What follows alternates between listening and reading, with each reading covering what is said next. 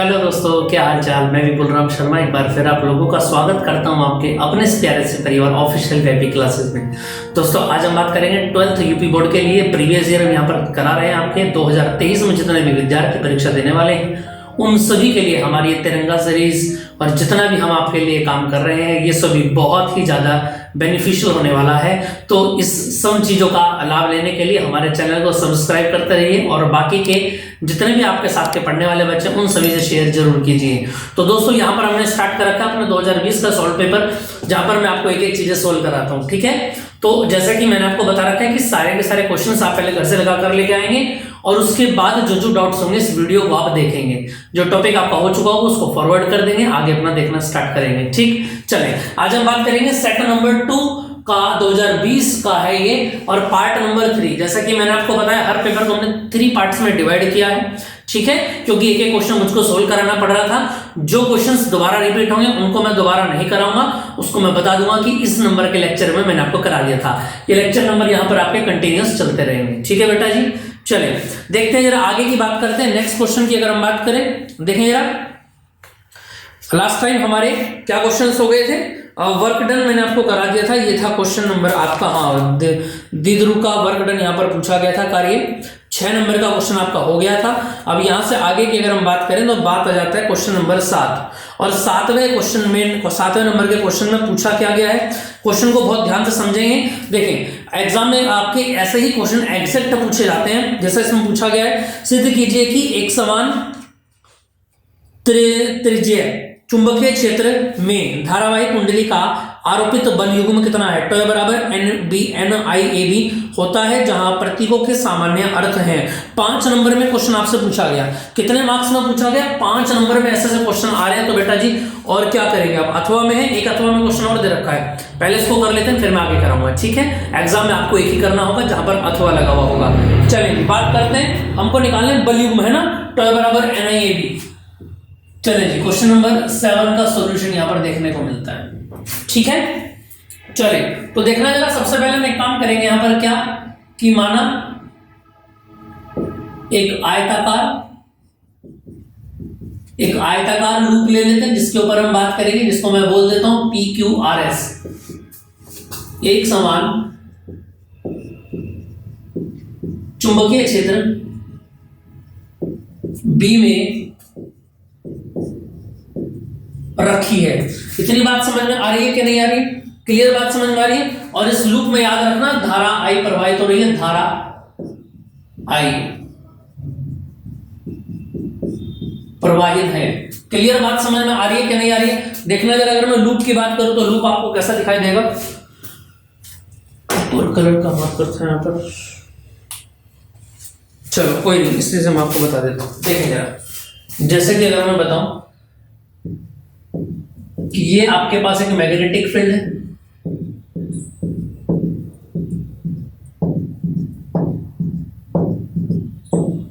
ठीक है भैया। और देखो जी ये इसमें आयताकार लूप हो गई ये भी।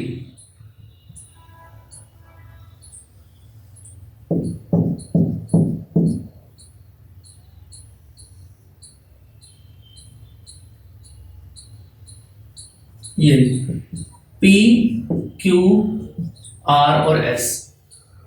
क्लियर बात समझ में आ रही है? यहां से ये 4 मैंने इस सरफेस मैंने बना दिए हैं जिसके सरफेस आप लोग देख सकते हैं। ठीक है, और इनमें करंट ये I फ्लो हो रहा है। इतनी बात समझ में आ रही है कि नहीं आ रही? यहां तक कोई दिक्कत? क्लियर है इतनी बात? इसको मैग्नेटिक फील्ड को ऐसा ना बना करके आप ऐसा भी बना सकते हैं। देखो सीधा, अगर मैं बताऊं आपको सीधा ही बना लें तो ज्यादा अच्छा होगा। उसमें आपको एक चीज यहां पर क्लियर हो जाएगी। क्या? देखो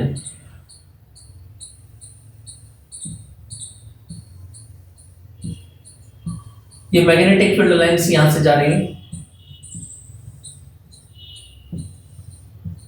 ये चुंबकीय क्षेत्र आपका B हो जाता है। क्लियर है? अब देखो यहां पे आप इस आयताकार लूप के इस प्लेट के आपको 4 पोर्शन दिखाई दे रहे होंगे, PQ, QR, RS और SP। देखो चूंकि लूप की क्रमशः 2 भुजाएं, कौन कौन सी देखना, एक तो PQ है वे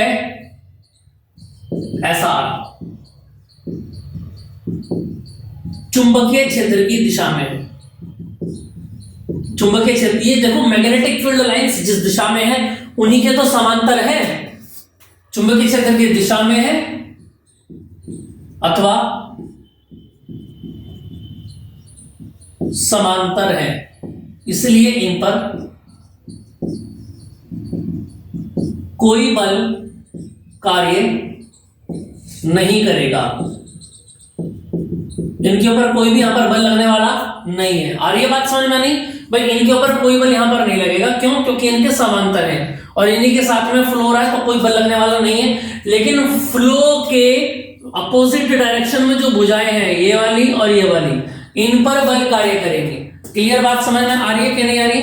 जो अपोजिट डायरेक्शन में है इन पर बल कार्य करेंगे, ठीक है। यानी कि भुजा, अब दो भुजाएं बन गई यहां पर, एक तो PQ पर लगने वाला बल, अगर मैं पूछूं आपसे PQ पर लगने वाला बल F बराबर, क्योंकि ये सीधी सी बात है, ये वायर है और इसमें एक बात याद रखना कि इसकी जो लंबाई है वो हमने L मानी है और इसकी जो चौड़ाई है वो हमने स्मॉल b मानी है ना। तो ये आमने सामने के तो बराबर होंगे, तो क्या बनेगा ऐसा? अगर मैं पूछूं बल कितना लगेगा इसके ऊपर, तो बताना जरा। F बराबर क्या बनेगा? BIL। समीकरण नंबर 1 यहां पर बनेगी। आ रही है बात समझ में कि नहीं आ रही है? क्लियर बात समझ में आ रही है या नहीं? ठीक है। और देखना जरा, अगर मैं आपसे पूछूं क्या कि इस भुजा पर जो बल लगेगा, इस भुजा पर जो बल लगेगा, देखो QPQ, देखना जरा। अच्छा ये गलत हो गया, अच्छा ठीक है सुनो जरा। PQ पे और SR पे तो कोई बल लगेगा ही नहीं ना, तो PQ का तो मतलब ही नहीं है। भुजा पर बल लगेगा कौन कौन सी पर? PS पर और QR पर। तो QR हम इसको ले लेते हैं, भुजा QR पर लगने वाला बल। इतनी बात समझ में आ रही है या नहीं आ रही है? क्लियर बात समझ में आ रही है? और देखना जरा, इस QR के ऊपर अगर मैं दिशा आपसे पूछूंगा, इस QR के ऊपर जो दिशा लगेगी, बल की जो दिशा लगेगी, वो बाहर की ओर को लगेगी कि नहीं लगेगी, बताना जरा। इसको आप F1 कह सकते हैं। F1 की दिशा, इसको ऐसे लिखेंगे आप, पृष्ठ के लंबवत। कौन से हाथ से निकाली है दिशा, मैंने जल्दी बताना जरा। फ्लेमिंग के कौन से नियम से निकाली है? लंबवत। इसको लाइन खींच दो, एक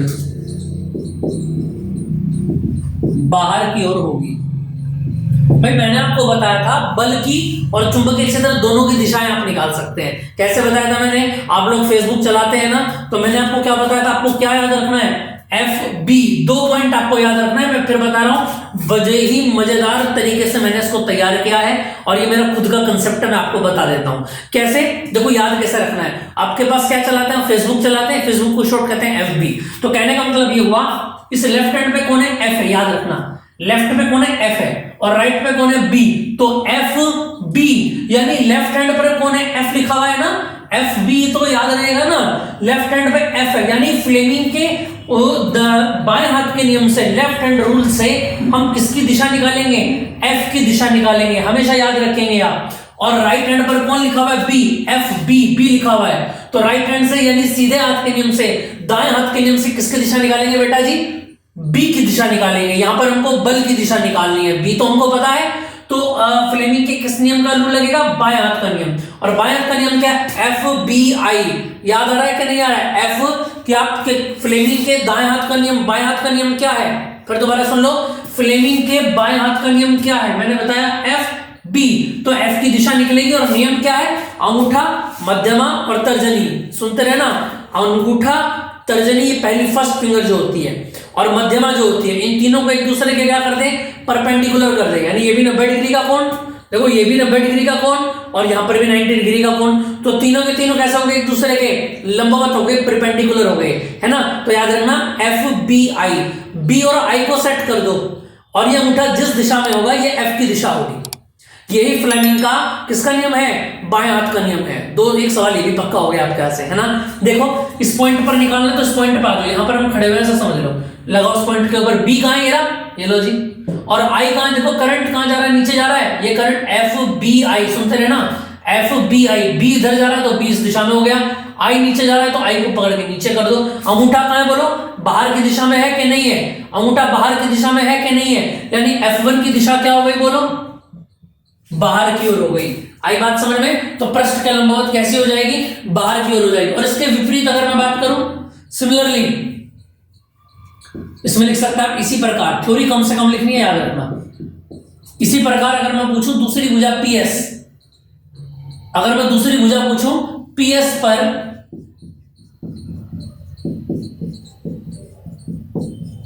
लगने वाला बल तो कितना हो जाएगा? F2 बराबर बताना भैया जरा, क्या बनेगा बोलो? FBIL। भाई आई तो सभी जगह सेम है ना? तो इसकी ये भी हो जाएगी, लेकिन इसकी दिशा अगर मैं पूछूं, जल्दी से बताओ F2 की दिशा बोलो कैसी होगी?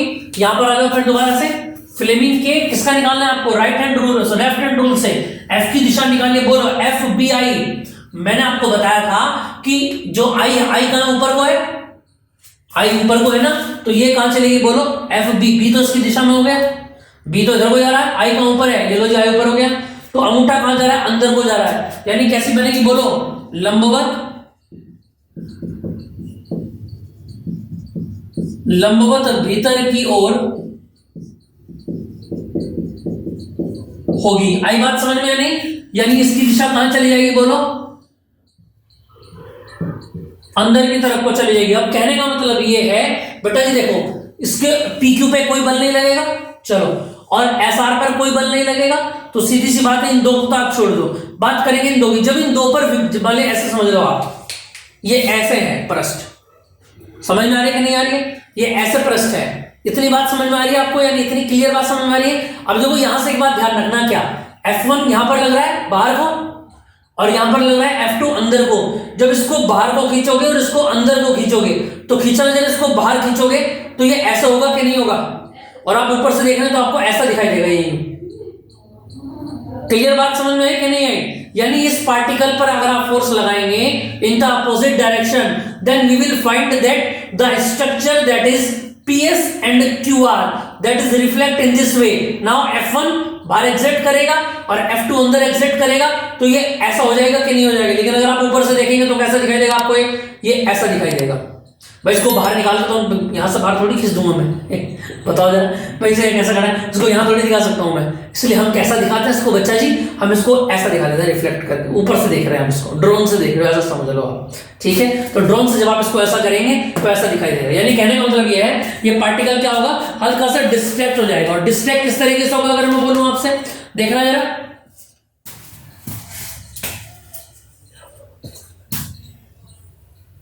एक डायग्राम और मैं आपको बनाता हूं, यहां पर देखो।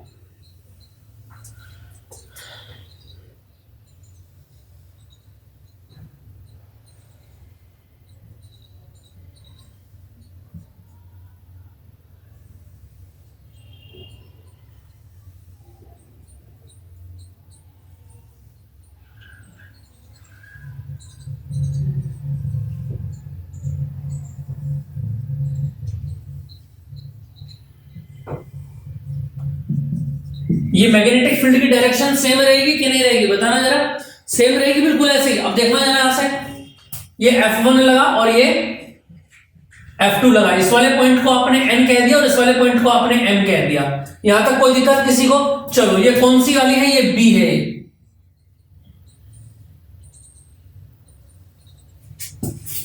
भाई ये वाली भुजाएं तो दिखेगी वहां पर, ये तो B दिखाई दे रही है। चले जरा, अब देखो इसको आगे बढ़ा दो आप, और इसको भी आप, ये हम इसकी क्रिया रेखा निकाल रहे हैं। क्या निकाल रहे हैं? क्रिया रेखा निकाल रहे हैं। ये पॉइंट हो गया आपका O,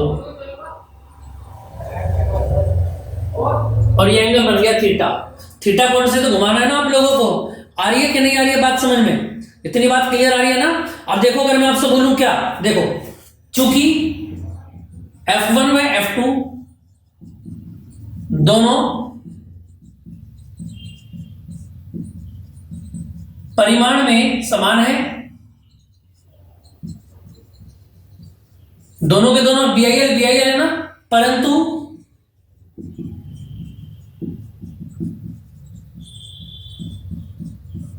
दिशा में विपरीत है,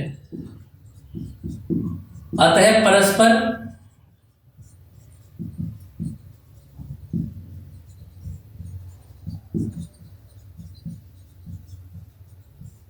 बलयुग्म का निर्माण करेंगे। क्या बनाएंगे? बलयुग्म बनाएंगे। और अगर मैं पूछूं आपसे बलयुग्म क्या होता है? बलयुग्म टॉय बराबर क्या होता है? सीधा सा अगर मैं बात करूं F इंटू आर, यानी कि एक बल का परिमाण F जिसको मैंने बोला है और इंटू लंबवत दूरी, दोनों के बीच की लंबवत दूरी। तो देखना जरा टॉय बराबर मैं बोलूं F क्या है? BIL दोनों में समान है तो BIL। यहां तक कोई दिक्कत? और R क्या बनेगा बोलो? R क्या होती है? लंबवत दूरी होती है बेटा जी, यानी F1 से F2 तक के बीच की लंबवत दूरी कौन सी है बोलो? ये वाली तो है कि नहीं है? तो ये हो गई OM आपकी। क्या हो गई? ये OM हो गई। क्वेश्चन नंबर 2 बना दिया। देखो टॉय निकालना था, टॉय तो आ गया मेरे पास, है ना। लेकिन यहां पर मुझको क्या दिक्कत आ रही है? मैंने अब तक जितने भी फॉर्मूले पढ़े सब सूटेबल पढ़े। सूटेबल का मतलब किसी ना किसी का कोई मीनिंग होता है, बी का भी आएगा, BI का भी, लेकिन OM का तो कोई मीनिंग है ही नहीं। तो OM की वैल्यू को आपको फाइंड करना पड़ेगा। कहां से बोलो? त्रिभुज NOM में से। क्लियर बेटा जी? NOM में अगर मैं लगाऊंगा साइन थीटा, तो देखना जरा साइन थीटा बराबर क्या होता है? लंब बटे कर्ण। लंब तो ये हो गया और कर्ण क्या हो गया? NM यानी कि B। तो यहां से अगर आप OM निकालेंगे तो कितना बन जाएगा बोलो? B sine theta. छोटा छोटा करना पड़ेगा क्योंकि यहीं पर क्लियर हो जाएगा फिर ये, है ना। थोड़ा सा देख लियो, सेकंड है ना, थर्ड बनेगी। Now third implies that. देखो जी यहां से क्या बन गया? Toy BIL। और देखो OM की वैल्यू कितनी बनी बोलो? B sine theta. टॉय बराबर BI। देखो L इंटू B क्या बन जाएगा बोलो? लंबाई गुना चौड़ाई क्या बन जाती है? क्षेत्रफल। तो क्या बन जाएगा ये? टॉय बराबर BIA साइन थीटा। आ रही है कि नहीं आ रही है बात समझ में? और यहां से अगर मैं बोल दूं क्या, यदि लूप में n फेरे हो तो, यानी कि टॉय बराबर NBIA साइन थीटा। किसका फॉर्मूला बन गया? ये टॉय का बन गया। कह दो समझ में नहीं आया। समझ में आ रही है कि नहीं आ रही बात समझ में? देखो दोस्तों मैं बहुत अच्छे तरीके से आपको पढ़ा रहा हूं, और उसके बाद भी अगर किसी बच्चे को किसी बच्ची को कोई दिक्कत है तो वो सीधा कमेंट कर सकता है। हम आप जैसा कहेंगे उसके अकॉर्डिंग ही अपनी वीडियोस में कन्वर्जन लाते रहेंगे, ठीक है। कन्वर्ट करते रहेंगे चीजों को। ये समझ में आया कि नहीं आया? इतनी बात आपको क्लियर हो गई? एक बार फिर जिन बच्चों को समझ में नहीं आया वो वीडियो को दोबारा देख लें, क्योंकि बेटा मुझको इसमें काफी क्वेश्चन कराने हैं। लेकिन फिर भी मैं आपको बता देता हूं हमारा ये क्वेश्चन क्या था। ये क्वेश्चन मैं आपको बता देता हूं एक बार फिर दोबारा से, कि एक समान त्रिज्यीय चुंबकीय क्षेत्र में धारावाही कुंडली पर आरोपित बलयुग्म टॉय बराबर NIAB होता है, जहां प्रतीकों से अपने सामान्य अर्थ है। ये आपको प्रूफ करना था कि एक समान चुंबकीय क्षेत्र में अगर धारावाही कोई कुंडली रखी हुई हो तो उस कुंडली पर बलयुग्म का आघूर्ण निकालिए। क्लियर बात समझ में आ गई? और बलयुग्म का आघूर्ण जो होता है टॉय होता है ना। और टॉय बराबर F इंटू आर होता है। तो सीधी सी बात ये, सबसे पहले मुझको F निकालना था। तो F निकालने के लिए मैंने देखा कि चार की चार लेयर साइड्स में से, चार भुजाओं में से किस भुजाओं पर बल लगेगा। जो भुजाएं चुंबकीय क्षेत्र की दिशा में होती हैं उन पर कोई बल नहीं लगता। या आप ऐसा मान लें कि इन पर बल तो लगेंगे लेकिन एक दूसरे के बल को आपस में काट देंगे, क्योंकि इस पर दोनों पर विपरीत दिशा में समान बल लगेंगे यहां पर भी। लेकिन यहां पर क्या होगा? एक दूसरे को काटेंगे नहीं, बल्कि चुंबक जो द्विध्रुव है आपका, उस द्विध्रुव को डिस्प्लेस कर देंगे, विस्थापित कर देंगे अपने पॉइंट से। कितने एंगल से? ये देखो थीटा एंगल से कर दिया। यहां से मैंने आपको F निकाला और F की वैल्यू को यहां रखा, और लंबवत दूरी OM की वैल्यू यहां से निकाली और इसके अंदर मैंने पुट कर दी। तो यहां से आ गया टॉय बराबर NBIA साइन थीटा। यहां तक किसी को कोई दिक्कत हो, किसी भी तरह की कोई परेशानी हो तो बेटा जी मुझे बताएं। हर समस्या का हल निकलेगा, आज नहीं तो कल निकलेगा। समझ में आ रही है कि नहीं आ रही है? फिर दोबारा सुन लें, हर समस्या का हल निकलेगा, आज नहीं तो कल निकलेगा। आपको लगे रहना, बस ये याद रखना। और मैं फिर से आपको बता देता हूं बेटा जी, अगर किसी बच्चे ने अभी तक नहीं सोचा है तो जरूर सोच ले 95+ इन फिजिक्स। कोई कसर नहीं छोड़ूंगा, गारंटी मेरी रहेगी। समझ में आ गई बात? ये आने वाले जो 15-20 दिन होंगे ये हम तुम लोगों के लिए बहुत ज्यादा खास होने वाले हैं, बहुत ज्यादा स्पेशल होने वाले हैं। हालांकि आपका पेपर तो मार्च में है, लेकिन मैं फिर भी आपको बता रहा हूं क्योंकि एग्जाम से स्टार्ट हो जाएंगे 15-16 से। तो 15 फेब के बाद जो होगा ना, वो प्रेशर आपके पास थोड़ा सा आ जाएगा। जैसे हिंदी का पेपर है तो आपके दिमाग में कालिदास और कबीरदास ही घूमते रहेंगे। समझ में आई बात या नहीं? फिजिक्स कब घूमेगा? जब आपका पेपर आने वाला होगा। ठीक है, चले नेक्स्ट क्वेश्चन पर चलते हैं, तेजी के साथ चलें जरा। इसका स्क्रीनशॉट लेना चाहिए, ले सकते हैं, बाकी ऐसे क्वेश्चंस तो आप एंटोन करते रहे। अच्छा, एक बात और बता देता हूं, मैंने जिन बच्चों ने आंसर निकाल रखा है उन्होंने अच्छी बात है, जिन्होंने नहीं निकाला है, जो मेरे साथ साथ क्वेश्चंस को करते हैं उनके लिए मैं एक बात बता देता हूं, क्योंकि इससे ना रूटीन बन जाएगा आपका, है ना, कि इस टाइम वीडियो आनी है डेली अपना 9-10 बजे जिस टाइम भी पब्लिश होती है उस टाइम आप उसको देखेंगे जरूर। ठीक है, तो क्वेश्चंस को पहले खुद करना स्टार्ट कीजिएगा और जब अटके तो फिर मुझे देखिएगा। ठीक है, चलिए, इससे अगर आप अपने आप कर लेते कॉन्फिडेंस इससे इंक्रीज होता है आपके अंदर। ठीक है जी, चलिए नेक्स्ट क्वेश्चन जल्दी से आपके स्क्रीन पर आने वाला है। चलो जी, ऐसे ऐसे करके ही आपके बहुत सारे क्वेश्चंस यहाँ से मैं कंप्लीट करा दूंगा, टेंशन लेने वाली कोई बात नहीं है। बाकी अपने खाली टाइम में नोट्स रिवाइज जरूर करते रहा करें, है ना, जो मेन चैप्टर्स हैं जिनमें आपको लगता है कि आपको काम करना है। देखिए नेक्स्ट क्वेश्चन इसी का अथवा में दे रखा है, यंग के द्विरेखा छिद्र प्रयोग में बनने वाली फ्रिंजों की चौड़ाई के लिए व्यंजक प्राप्त कीजिए। समझ में आई बात या नहीं भाई? व्यंजक मैंने आपको बता दिया था, W बराबर क्या होता है, d/2d इंटू लैम्डा, और इसमें n नहीं आता, याद रखना। यानी कि फ्रिंजों की चौड़ाई फ्रिंजों की संख्या पर निर्भर नहीं करती है ना। इसका पूरा का पूरा डेरिवेशन मैंने आपको कराया था लेक्चर नंबर 1 में, कराया था शायद 2 में कराया था, लेक्चर नंबर 2 में, आप वहां से इसको कंप्लीट देख सकते हैं। ठीक है बेटा जी, मेरा बस यहाँ पर मोटिव यही है कि आपको क्वेश्चन कराए जाए और आपको पता लग जाए कि इस ईयर में ये क्वेश्चन पूछा गया था। ठीक है, चलिए नेक्स्ट क्वेश्चन की अगर मैं बात करूं, देखें जरा, नेक्स्ट क्वेश्चन आपकी स्क्रीन पर आ रहा है और देखें जरा क्या पूछा गया क्वेश्चन में। नेक्स्ट क्वेश्चन में क्या बोला गया है, ट्रांसफॉर्मर का सिद्धांत बताइए, इसकी कार्यविधि समझाइए, एक आदर्श ट्रांसफॉर्मर की प्राथमिक तथा द्वितीयक कुंडली में फेरों की संख्या इतना न्यूमेरिकल दिया गया है। तो ट्रांसफॉर्मर का अगर सिद्धांत की बात करें तो ये मैंने आपको बता रखा है कि ट्रांसफॉर्मर का सिद्धांत क्या होता है, ये अन्योन्य प्रेरण के सिद्धांत पर काम करता है। क्लियर बात समझ में आ रही है क्या नहीं आ रही है? ये निम्न विभव की उच्च विभव को, निम्न समझ में आ रही है बात या नहीं? देखो दो तरीके के ट्रांसफार्मर होते हैं, मैंने आपको बताया था। अगर मैं पूछूं आपसे तो एक तो होता है स्टेप अप, याद रखना, और एक होता है स्टेप डाउन।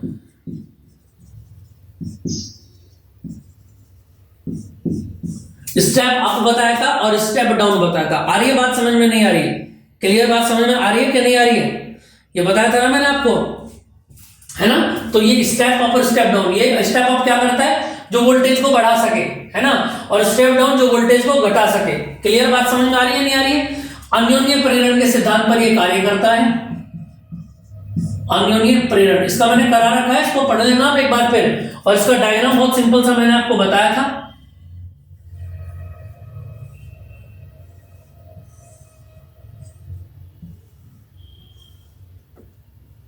इस तरीके से इसमें ब्लॉक बने रहते हैं।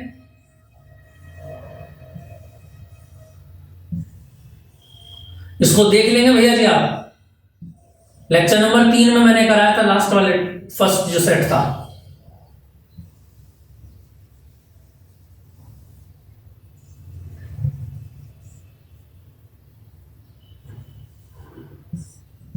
ये प्राइमरी कोयल और ये सेकेंडरी कोयल, दो कोयल मैंने आपको बताई थी यहां पर। ठीक है,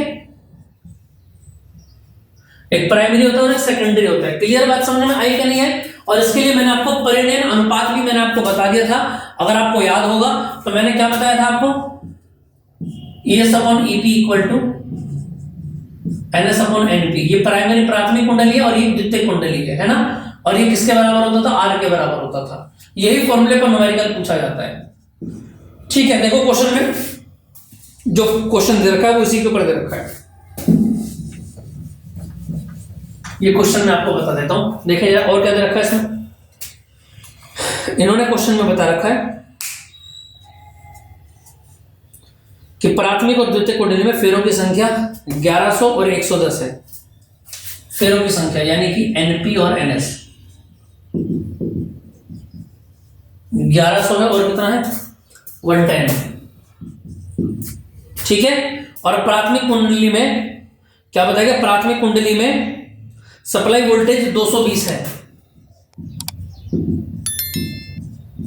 220 वोल्ट है। ठीक है, और यदि द्वितीयक कुंडली से जुड़े यंत्र की प्रतिबाधा कितनी दे दी है, प्रतिबाधा द्वितीय कुंडली से जुड़े संयंत्र की प्रतिबाधा कितनी है?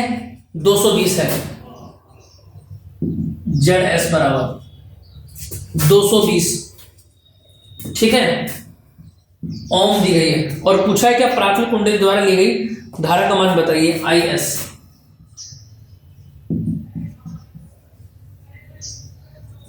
समझ में आया कि नहीं है? तो IS बराबर निकालना है आपको। क्लियर बात समझ में? तो IS कैसे निकलेगा यहाँ पर? कौन सी कुंडली में पूछा है? प्राथमिक कुंडली द्वारा ली गई धारा, प्राथमिक कुंडली IP निकालना है आपको। क्या निकालना है आपको? IP निकालना है ना। तो IP कैसे निकालेंगे भाई? IP निकालने के लिए अगर मैं पूछूं आपसे तो IP का फॉर्मूला क्या बनेगा? देखना जरा। देखो N जो होता है ना वो I के क्या होता है? अपोजिट होता है। मैं आपको बताऊं, N जो होता है और जो I होता है वो एक दूसरे के क्या होता है? अपोजिट होता है। यहां से मैं इसको सोल्व करना स्टार्ट करता हूं। तो यानी अगर मैं बोलूं आपसे, क्या इधर आ जाओ, I जो होता है वो इनवर्सली होता है N के। अगर मैं बोलूं आपसे IP अपॉन IS तो क्या बोलेंगे आप? NS upon NP। आ रही है बात समझ में? क्या नहीं आ रही? क्या क्या वैल्यू नहीं है मेरे पास? देखना जरा। अगर मैं बोलूंगा आपसे, देखो IP तो आपको निकालना है, क्या नहीं है आपके पास? IS नहीं है, चलो IS निकाल लेंगे ऊपर से। NS कितना है बोलो? 110। और NP कितना है बोलो? 1100। यही तो नहीं है भाई, यही तो नहीं है ना हमारे पास। क्लियर बात समझ में आ रही है? यानी आपको IS चाहिए। क्या चाहिए? IS। और IS कैसे निकलेगा देखना है। अगर मैं बोलिए, देखो सवाल को समझ लेना मैं कैसे कर रहा हूं, पहले जो निकालना है उसको बारे में बात कर रहा हूं। अब IS अगर मैं पूछूं आपसे तो IS बराबर क्या बनेगा बोलो? I बराबर क्या होता है? E upon R। ES upon, IS के बारे में कुछ दे रखा है क्या इन्होंने? नहीं दे रखा। तो E अपॉन R की जगह ZS आ जाएगा। और ZS बोलो कितना है ऊपर से? 220। क्या नहीं है? ES नहीं है। क्या नहीं? ES नहीं है। तो ES मेरे को निकालना पड़ेगा कि नहीं निकालना पड़ेगा? तो देखना जरा, ES सबसे पहले निकालना पड़ेगा। देखो अब यहां से मैं स्टार्ट करूंगा। मुझको पता है क्या? ES upon EP equal to किस पे होगा बोलो? NS अपॉन NP के इक्वल होगा कि नहीं होगा? देखो क्या निकालना है मुझको? ES निकालना है ना। तो बोलो NS कितना है यहां से? 110। और NP कितना है बोलो? और EP इधर आ गया तो EP कितना है? 220। चलो जी, 0 से 0 गया, 0 से 0 गया, 11 से 11 गया। तो ES कितना आ गया बोलो जरा? 22 वोल्ट आ गया। इसको 20, देखो यहां से कितना निकल गया? 22 निकल गया ना, 22 वोल्ट। और 22 को यहां पर पुट कर लो इसको आप, इसको डिवाइड करो, कितना आएगा? 1/10 यानी कि 0.1 आ जाएगा। क्या आ जाएगा? 0.1 एम्पियर आ जाएगा। इस 0.1 को यहां पर रख दो। बोलो IS कितना आया? बोलो ऐसे कितना बनेगा? 0 से 0 चला गया। और देखो 11 से जब इसको कट करोगे तो कितना आ जाएगा? ये इधर आ गया, पॉइंट हटाया तो नीचे कितना आ गया? 0 आ गया। तो IP कितना बन गया? 100। और ये आएगा 0.02 एम्पीयर। यही तो आपका आंसर है। बताओ जरा, समझ में आया कि नहीं आया? क्लियर बात समझ में आ रही? यहां तक कोई दिक्कत? तो 0.01 एम्पीयर इसका आंसर हो गया। अब देखो इस क्वेश्चन को मैंने स्टार्ट कैसे किया था ये आपको समझना बहुत ज्यादा जरूरी है। एग्जाम्स में भी आपको ऐसे ही करना है। देखो मैंने यहां से तो स्टार्ट नहीं किया था ना, मुझको ये पता था किस तरीके की चीजें इसमें लगेंगी, लेकिन मुझको एक बात याद थी कि ES अपॉन EP बराबर होता है NS अपॉन NP के, है ना। और मैंने यहाँ पर बोला आपको कि IP हमें निकालना है। तो एक बात यहां से एक बात और बताइए आपको कि I जो होता है वो इनवर्स होता है N के ट्रांसफॉर्मर के अंदर, है ना। यानी यहां से फॉर्मूला लगाया, जो नहीं था मेरे पास, क्या नहीं था? IS नहीं था। बाकी सबकी वैल्यू पुट कर दी मैंने। और IP तो मुझको निकालना ही था, तो IS निकालना बहुत जरूरी है। तो IS इक्वल टू क्या लगाया? ES अपॉन ZS लगाया। क्लियर है? यहां से फिर दिक्कत बनी, क्या नहीं है मेरे पास? ES नहीं है। अब ES मैंने ऊपर से निकाल दी फॉर्मूले से। बिल्कुल ऐसे ही ये स्ट्रेटेजी आपको एग्जाम्स के अंदर फॉलो करनी है। क्लियर है? रट्टा नहीं लगाना है कि पहले ये लगाया फिर ये लगाया फिर ये लगाया। ऐसा करोगे तो कहीं ना कहीं गड़बड़ी कर दोगे, है ना। और एग्जामिनर यही तो चाहता है कि हम गड़बड़ी करें। समझ में आई बात या नहीं? हमको ट्रिक भी समझनी है कि वो हमसे क्या करवाना चाह रहा है। ठीक है, चले, इतनी बात क्लियर हो गई होगी आपको, समझ में आ गई बात। नेक्स्ट चलते हैं, जल्दी से देखें जरा।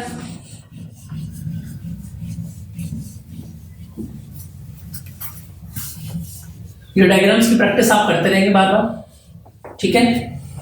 चलिए, आप जो काम कर रहे हैं है ना, उसमें आपको क्वेश्चंस कंप्लीट ही करना है, याद रखना। आप मत छोड़ देना कि हमने पहली वीडियो में कर लिया था तो उसको छोड़ दो। जैसे यंग का सिलेक्ट का प्रयोग आया था तो ये आपको करना है यहाँ पर, ठीक है। और कोशिश करें कि बिना देखे चीजों को कर लें तो ज्यादा अच्छा होगा। बाकी अटक रहे हैं तो चीजों को रिवाइज करें, फिर दोबारा लिखें, ठीक। लेकिन इससे कॉन्फिडेंस आपका एनर्जेटिक बनता है थोड़ा सा, ठीक। चलिए नेक्स्ट बात पर आ जाते हैं। इतनी बात क्लियर समझ में आ गई होगी आपको।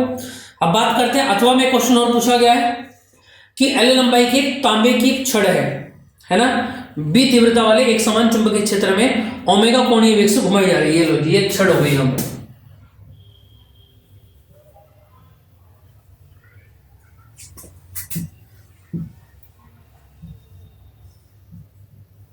इसकी लंबाई, इसको घुमाया जा रहा है, ठीक है। इस छड़ को घुमा रहे हैं, ऐसे ही घुमा रहे हैं। अब जब छड़ को घुमाएंगे तो सुन लो पहले, चलो। ओमेगा कोणीय वेग से अपने एक सिरे पर पुनः घूर्णन कर रही है, अपने एक सिरे पर घूर्णन कर रही है। इसका मतलब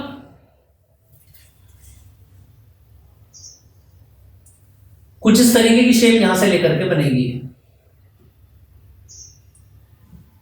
इसको ए कहते हैं, इसको बी कहते हैं, ठीक है। ये थीटा हमने यहां से कह दिया। इतनी बात समझ में आ रही है कि नहीं आ रही? क्लियर है, ठीक है। और एल लंबाई बोल दी, हाँ ठीक है। ओमेगा कोणीय वेग से एक सिरे से घूर्णन कर रही है। सिद्ध कीजिए कि छड़ के सिरों के बीच प्रेरित विद्युत भाग बल E बराबर कितना बताया गया? प्रूफ जो करना है हाफ ओमेगा dl स्क्वायर, ये प्रूफ करना है आप। इससे अलग तो कुछ नहीं बोला गया। इस छड़ के बारे में बात की गई है कोई, इससे अलग यहां पर कोई बात नहीं की गई है। समझ में आई बात या नहीं? ठीक है। तो देखें, सबसे पहले अगर मैं बात करूं, यहां पर अगर मैं बात करना चाहूं, है ना, मुझको क्या लेके आना है? E लेके आना है। और E बराबर क्या होता है अगर मैं आपसे बोलूं? E कब निकलता है? जब आपके पास d∅dt होता है। सिंपल सी बात है, हमने अब तक यही पढ़ा है। जो भी आपसे पूछो उसके बारे में सोचो पहले आपको क्या पता है। उसने E पूछा है आपसे, तो यानी आपको E के बारे में क्या बात पता है? हमको केवल एक बात पता है बेटा जी कि E बराबर क्या होता है? d∅dt के होता है। यानी फाई का भी यहां पर मसला है। क्लियर बात समझ में आई? और फाई बराबर क्या होता है? सीधी सीधी अगर मैं बात करूं आपसे, फाई बराबर हमको पता है b इंटू ए होता है। और अगर मैं पूछूं d फाई बराबर क्या होता है, तो b इंटू डी होता है। ये जानकारी आपके पास है कि नहीं है, बताना जरा। अगर इतनी जानकारी आपको आती है तो इस क्वेश्चन को आप समझ जाएंगे। अगर ये नहीं आती है तो पहले आपको इनको समझना पड़ेगा, ठीक है। आ रही है बात समझ में? नहीं, तीन बातें मैंने आपको बताई है जो इसके अंदर हम यूज करेंगे, ठीक। चलो, इससे अलग तो इसमें कुछ नहीं पूछा गया ना। चलो, इससे अलग इसमें कुछ नहीं पूछा गया।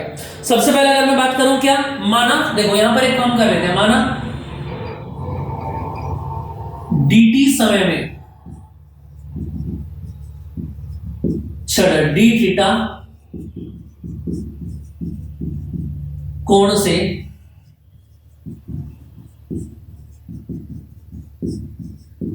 घुमाई जाती है। अगर मैं पूछूं जितने भी क्षेत्रफल में इसको घुमाया गया तो उसका क्षेत्रफल कितना बनेगा, बताना जरा। ये त्रिभुज तो बन रहा है तरीके से, आधार गुणा ऊंचाई। देखो जरा, आधार कितना है इसका? ये L भाई, L ही तो है। और ऊंचाई कितनी है बोलो? AB। यहां तक कोई दिक्कत किसी को? चलो, इस AB की वैल्यू भी तो निकालनी पड़ेगी हमको। और हमने कोण कितना माना, देखना जरा, d थीटा कोण माना है। तो अगर मैं पूछूं आपसे, क्या इधर आ जाओ साइड में, कोण बराबर क्या होता है? ये इसको चलो इधर ही बता देता हूं मैं। हमको पता है कोण बराबर क्या होता है, बताओ जल्दी से। चाप बटे त्रिज्या। तो कोण d थीटा है, चाप कितना है? AB है, और त्रिज्या कितनी है? L है। कहने का मतलब ये है कि यहां से जो सामने का ये जो दूरी है, ये वाली दूरी, जिसको हम AB बोल रहे हैं, ये AB कितना आएगा? ऐसे बोलो, AB बराबर कितना बनेगा? d theta into L। इसको उठा के ऊपर रख देंगे तो यहां से क्या बनेगा बोलो? DA बराबर कितना बनेगा? हाफ L इंटू AB की जगह पर क्या रख सकते हैं आप बोलो? L को आगे ले लो और d थीटा को पीछे ले लो। यानी यहां से बनेगा DA बराबर हाफ, और यहां से बनेगा L square into D theta. Equation number 1। Clear बात समझ में आ गई कि नहीं आ गई? ये DA की बात आपको यहां से क्लियर समझ में आ गई? यहां तक तो कोई दिक्कत नहीं है किसी को भी। चलो एक काम कर लेते हैं, देखो जरा, इन दोनों को हम क्या करते हैं, dt से भाग कर लेते हैं। dt से भाग करने पर अब देखो ना, ये दिमाग में मेरे कहां से आया, dt कहां से आया बताना जरा। देखो अभी सवाल को हम उस तरफ लेकर के चल रहे हैं जो में लेके आना है। क्या लेके आना है मुझे, देखो ओमेगा लेके आना है ना, ओमेगा को इसके अंदर सेट करना पड़ेगा। और मुझको पता है ओमेगा इक्वल टू क्या होता है, बोलो डी थीटा अपॉन dt होता है। तो dt से इधर भी भाग कर दिया और इधर भी भाग कर दिया, तो यहां से क्या बन गया,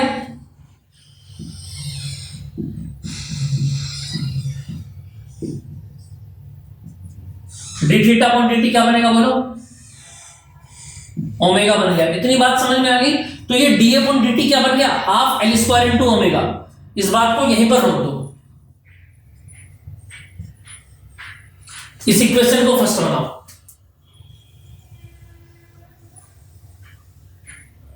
ये आपने बना दिया डी अपॉन dt, कितना बनकर आ गया ये, D upon dt half L square into omega आ गया। इससे आगे कोई दिक्कत, यहां इस इक्वेशन को हमने रोक दिया। अब मुझको लेके क्या आना है बताना जरा, फाई बराबर क्या लेके आना है, अगर मैं आपसे पूछूं फाई बराबर मुझको ये लेके आना है, ई बराबर है ना। तो मुझको एक बात पता है क्या, वी नो दैट फाई बराबर है बी इंटू ए। और अगर मैं इसका डिफरेंशिएशन कर दूं तो कितना बनेगा, D phi upon D T बराबर, बोलो बी बाहर आ जाएगा और ये बनेगा डी अपॉन डी टी, है ना। तो D phi upon D T क्या बन जाता है, ई बन जाएगा। क्या बन जाएगा, ये विद्युत वाहक बल ई बन जाएगा। बी ऐसा ही रहेगा। और डी अपॉन डी टी क्या होता है बताना जरा, डी अपॉन डी टी यहां से कितना होता है बोलो, फ्रॉम फर्स्ट कितना हो जाता है, हाफ एल स्क्वायर ओमेगा। इसको लिखो फ्रॉम इक्वेशन फर्स्ट, यानी ई इक्वल टू कितना बन जाएगा, बोलो यहां से हाफ बाहर आ गए, ओमेगा आ गया बी है और एल स्क्वायर आ गया।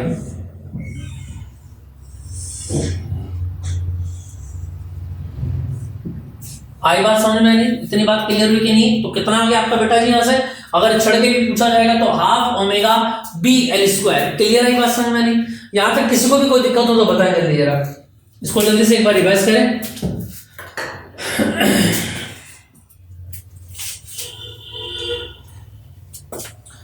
क्लियर है, आया कि नहीं आया समझ में बताना जरा। इतनी बातें क्लियर आ रही है कि नहीं आ रही है समझ में। यहां तक किसी को भी कोई दिक्कत किसी भी तरह की तो मुझसे संपर्क करें जल्दी, ठीक। चलिए इतना समझ में आ गया होगा।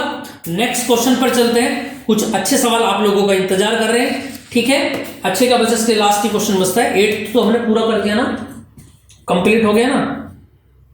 हाँ ये 8th कंप्लीट हो गया, ट्रांसफार्मर का था और ये एल का था, दोनों मैंने आपको बता दिए। आप क्वेश्चन नंबर 9 पर चलते हैं। नेक्स्ट लास्ट क्वेश्चन है सेट का, इसके बाद अगले पर चलेंगे।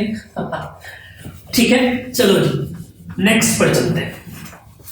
ये लो जी स्क्रीन पर देखें क्या लिखा। जो क्वेश्चन आपके सिलेबस में नहीं है उनको मैं कराऊंगा नहीं, नहीं आपको पढ़ना, उनको करने में फायदा नहीं है। जिनको एग्जाम आने नहीं उनके पढ़ के करेंगे क्या, है ना।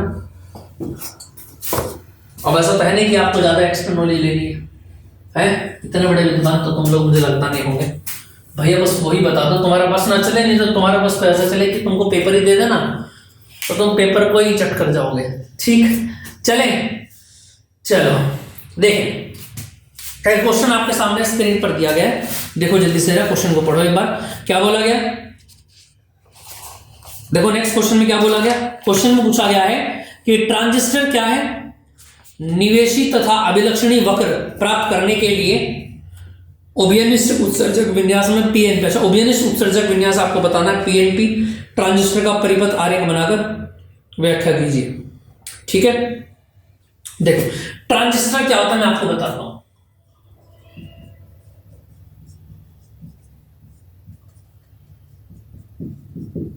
ट्रांजिस्टर वे होते हैं जो डायोड के स्थान पर प्रयोग किए जाते हैं, जो डायोड के स्थान पर प्रयोग किए जाते हैं। और दो तरीके के होते हैं, तो पीएनपी होता है और दूसरा होता है एनपीएन। ज्यादा यूजफुल एनपीएन होता है ड्यू टू किसकी वजह से, इलेक्ट्रॉनों के ज्यादा होने से। जहां पर एन होंगे वहां पर इलेक्ट्रॉन ज्यादा होंगे। क्लियर बात समझ में आई कि नहीं है। चलो जी इतनी बात समझ में आ रही है। अब पूछा गया उभयनिष्ठ उत्सर्जक विन्यास पूछा गया, ये समझना बहुत ज्यादा इंपॉर्टेंट है। उभयनिष्ठ उत्सर्जक विन्यास, ओबियनिस्ट उत्सर्जक विन्यास एग्जाम के लिए काफी इंपॉर्टेंट है 2023 के लिए सभी विद्यार्थियों के लिए। ठीक है, और क्या बोला गया, ये एग्जाम में आ सकता है, ध्यान रखना। हमको क्या बताना है, पीएनपी के बारे में बताना है। As PNP transistor, PNP transistor के बारे में यहां पर आपको बताना है, एनपीएन के बारे में नहीं बताना है, पीएनपी के बारे में आपसे पूछा गया। ठीक है, इसको अंग्रेजी वगैरह में बोले तो क्या बोलते हैं, कॉमन अमीटर कॉन्फ़िगरेशन। क्लियर बात समझ में? अब उत्सर्जक का मतलब मैंने आपको बताया था, अगर डायोड अपन ट्रांजिस्टर की बात करें तो इस तरीके का ट्रांजिस्टर होता है, सभी ने पढ़ा होगा। ये ई होता है, ये बी होता है और ये सी होता है। इसको हम क्या बोलते हैं, उत्सर्जक बोलते हैं, इसको आधार बोलते हैं। आ रहा है कि नहीं आ रहा है समझ में? इसको क्या बोलते हैं, संग्राहक बोलते हैं। क्या बोलते हैं इसको हम, संग्राहक। अमीटर, बेस और कलेक्टर, ये इनके नाम होते हैं। क्या क्या, अमीटर, बी से बेस और सी से कलेक्टर। एमिटर यानी एमिट्स जो करता है, जो उत्सर्जन करता है चीजों का। कलेक्टर जो कलेक्ट करता है चीजों को। बेस जिसमें से होकर के जाती हैं, इलेक्ट्रॉन जिसमें से होकर के जाएंगे उसको हम बेस बोलते हैं। अब याद रखना, उभयनिष्ठ उत्सर्जक भी होता है, उभयनिष्ठ उत्सर्जक विन्यास भी होते हैं, उभयनिष्ठ आधार विन्यास भी होते हैं, उभयनिष्ठ संग्राहक विन्यास भी होते हैं। लेकिन आप लोगों के सिलेबस में देखो एक के दो बनेंगे।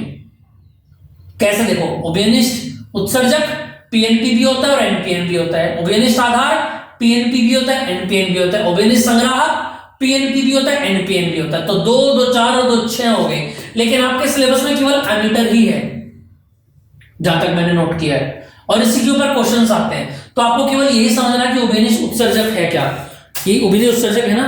हाँ, उभयनिष्ठ उत्सर्जक इसमें बताया गया। क्लियर बात समझ में आ रही है? देखो जरा, अब कहने का मतलब ये है एनपीएन पीएनपी बताना है, पीएनपी बताना है ना। तो पीएनपी कौन होता है, जिसमें ई से बी की तरफ को करंट जाता है, ये पीएनपी होता है, याद रखना। पीएनपी कौन होता है, जिसमें ई से बी की ओर करंट जाता है। और एनपीएन क्या होता है, जिसमें ये एरो का निशान उल्टा हो जाता है। अब इसको जब सेट करते हैं डायग्राम के अंदर, तो इस तरीके से सेट करते हैं क्या, कि जो भी उभयनिष्ठ होगा वो नीचे आएगा। जैसे उभयनिष्ठ कौन है, उत्सर्जक है, तो उत्सर्जक कहां आएगा बोलो,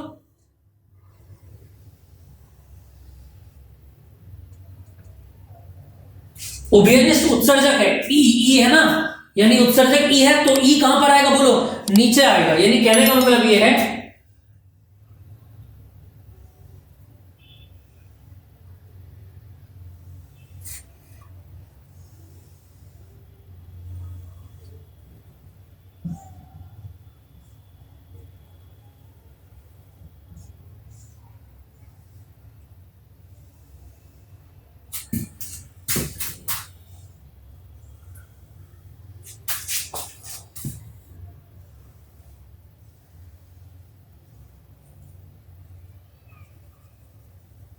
यहां पर ये आपका लोड आरएल लगेगा और एक बैटरी इसकी यहां पर लगती है।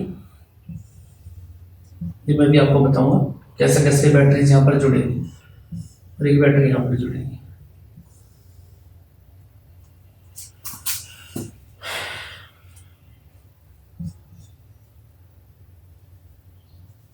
ठीक है, ये ई होता है, ये बी होता है और ये सी होता है। ई से बी की तरफ को एरो जाएगा। एरो का मतलब होता है कि करंट ऐसे जा रहा है, यानी कि ऐसे जाने का मतलब यहां से आया होगा और एक यहां को चला जाएगा और एक ऊपर को चला जाएगा, ये आ रहा है यहां से। ठीक है, और यहां से आने वाला क्या होगा, आगे चला जाएगा इस तरीके से। ठीक है, इतनी बात समझ में आई कि नहीं है? यहां तक किसी को कोई दिक्कत हो तो बताएं जल्दी यार। अब 2 तरीके के बैटरी यूज होंगी, एक तो यहां पर होगी बैटरी वी ईबी, आ रही है क्या नहीं आ रही, और दूसरी बैटरी के अगर ऐसे ये लो इनपुट होता है, यहाँ पर ये भी याद रखना।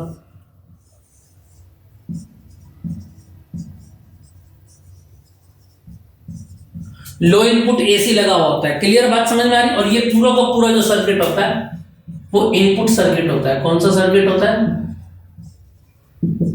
इनपुट। और वो कैसा होता है, वो आउटपुट होता है। आ रही है कि नहीं आ रही बात, वो कैसा होता है, आउटपुट होता है। और एक बैटरी यहां से लगेगी इसको हटा दो, इसको आगे लगाएंगे और यहाँ पर एक बैटरी लगेगी सी और ई के बीच में। देखो बी और ई के बीच में कौन सी बैटरी है, ये वाली बैटरी है, तो उसका नाम VEB हो गया। और ई और सी के बीच में यहाँ के एरिया में कौन सी बैटरी लगी है, जिसका नाम क्या बोलेंगे, VCE बोल देंगे। इतनी बात समझ में आ रही है। और एक बैटरी इसमें लास्ट में लगाएंगे, कहां लगाएंगे, सबसे लास्ट में लगाएंगे ये वाली।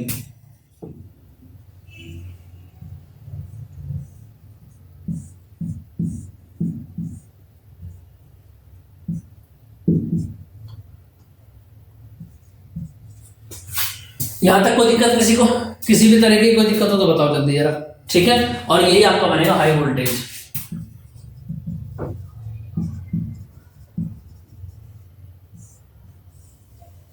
यही हाई वोल्टेज बनेगा। ये पूरा का पूरा डायग्राम समझ में आया कि नहीं आया आपको, ये बन गया आपको PNP, अलग से भी लिख सकते हैं इसको, चाहिए। आ रही है बात समझ में कि नहीं आ रही है, यहां तक कोई दिक्कत हो तो बताएं जल्दी जरा, किसी भी तरीके की, समझ में आ रही है बात या नहीं, ठीक है। चलो यहां तक कोई दिक्कत किसी को, किसी भी तरीके की कोई दिक्कत आई हो तो बताएं जल्दी जरा। अब यहां से एक नियम याद रखना, क्या कि ई के अंदर जो करंट जा रहा है उसको IE बोलेंगे, बी से जो निकल रहा है उसको IB बोलेंगे, सी से जो निकल रहा है उसको IC बोलेंगे। और यहां पर पहला नियम ये लागू हो जाता है क्या, कि IE जो होगा वो IB प्लस IC के बराबर होता है, ये पहला नियम यहां पर होता है।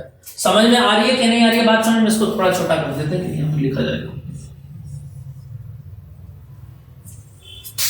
ये पहला नियम यहां पर बन जाता है कि जो IE आएगा, जैसे मान लीजिए 50 है तो 25 इधर चला जाएगा, 25 इधर चला जाएगा, या ये मान लिया 50 है तो 20 इधर चला जाएगा और 30 उधर चला जाएगा, यानी कि दोनों जुड़ के IE के बराबर बैठने हैं। क्लियर बात समझ में आई कि नहीं आई। और याद रखना सबसे पहले हम क्या काम करते हैं, देखो यहां पर 2-3 चीजें आपको नोट करनी है। बैटरी देखो, सर्वप्रथम बैटरी VBE या VEB की सहायता से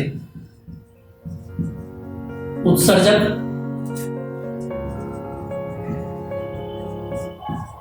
आधार संधि को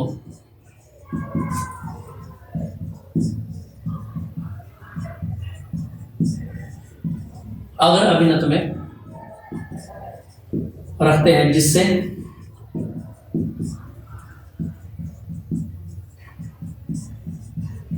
उपरोक्त संधि का प्रतिरोध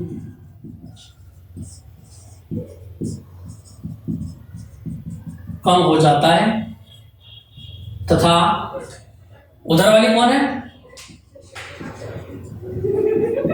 उत्सर्जक और संग्राहक, संधि का प्रतिरोध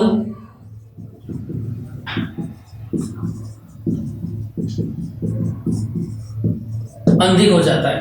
क्लियर बात समझ में आई कि नहीं है, और ये बात समझ में नहीं, यानी कहने का मतलब ये है कि IC में कमी होने पर IE के मान में भी कमी आ जाती है।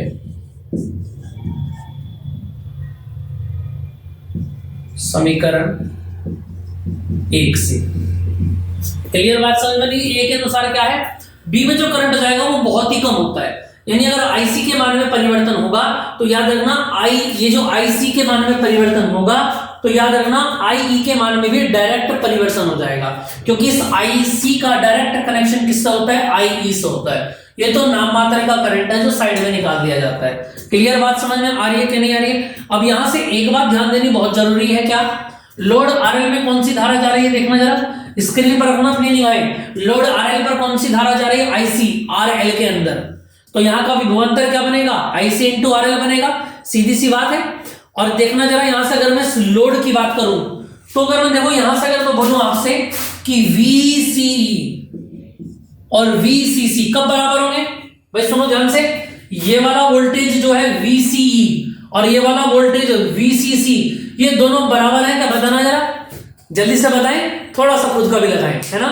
देखो VCE ये इसके जस्ट बराबर में एक वोल्टेज और है VCE, दोनों आपस में बराबर बराबर है, लगभग क्यों बराबर है? देखो क्या दिक्कत आ रही है, ये इसके बराबर हो जाता कब? जब यहां पर ये लोड RL इसके अंदर अटैच ना हुआ होता।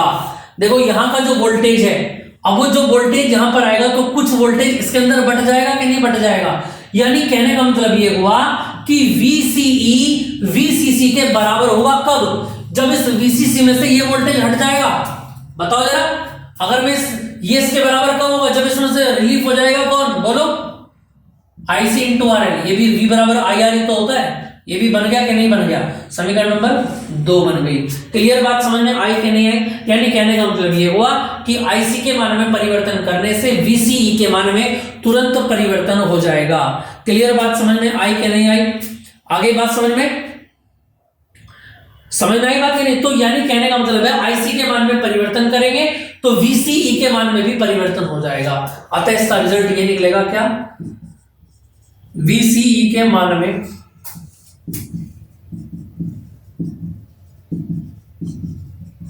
अधिक